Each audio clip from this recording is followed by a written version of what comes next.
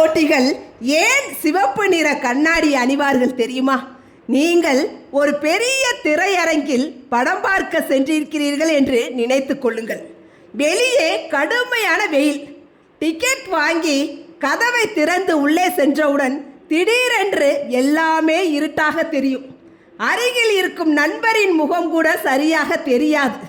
இருக்கை எங்கே என்று கைகளை நீட்டி தேடுவோம்.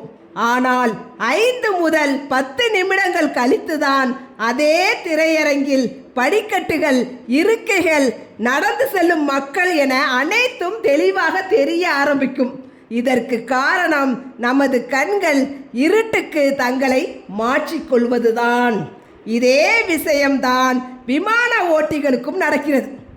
இரவு நேரத்தில் ஆயிரக்கணக்கான அடி உயரத்தில் விமானம் பறக்கும் போது கீழே இருக்கும் நகரங்களின் விளக்குகள், ஓடுபாதையின் சிறிய விளக்குகள், மற்ற விமானங்களின் எச்சரிக்கை விளக்குகள் போன்றவற்றை கவனிக்க வேண்டும்.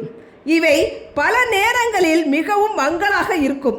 அந்த நேரத்தில் விமானத்தின் உள்ளே இருக்கும் பிரகாசமான ஒளி அல்லது ஏதாவது வெளிச்சம் கண்களில் பட்டால் அவர்களின் இரவு பார்வை திறன் தற்காலிகமாக குறைந்துவிடும். அதனால்தான் சில விமான ஓட்டிகள் சிவப்பு நிற கண்ணாடிகளை அணிவார்கள். சிவப்பு ஒளி நமது கண்களில் இருட்டில் பார்க்க உதவும் செல்களை அதிகமாக பாதிக்காது.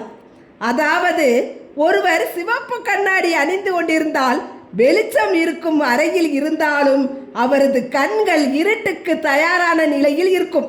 பின்னர் அவர் விமானத்தின் வெளியே இருண்ட வானத்தை பார்த்தாலும் மற்றவர்களை விட விரைவாகவும் தெளிவாகவும் பார்க்க முடியும்.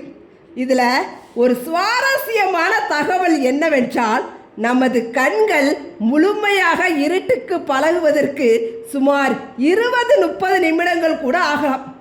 ஆனால் ஒரு சில வினாடிகள் மட்டுமே பிரகாசமான ஒளியை பார்த்தாலே அந்த திறன் பாதிக்கப்படலாம். இதனால்தான் வானியல் ஆராய்ச்சியாளர்கள், கடற்படை வீரர்கள், இரவு நேர பணியில் இருப்பவர்கள் கூட சிவப்பு விளக்குகளை பயன்படுத்துவார்கள். ஆகவே விமான ஓட்டிகள் அணியும் சிவப்பு கண்ணாடி ஒரு சாதாரண ஃபேஷன் பொருள் அல்ல. அது அவர்களின் கண்களை இரவு நேர பார்வைக்கு தயார் நிலையில் வைத்திருக்கும். இது ஒரு அறிவியல் கருவிதான்.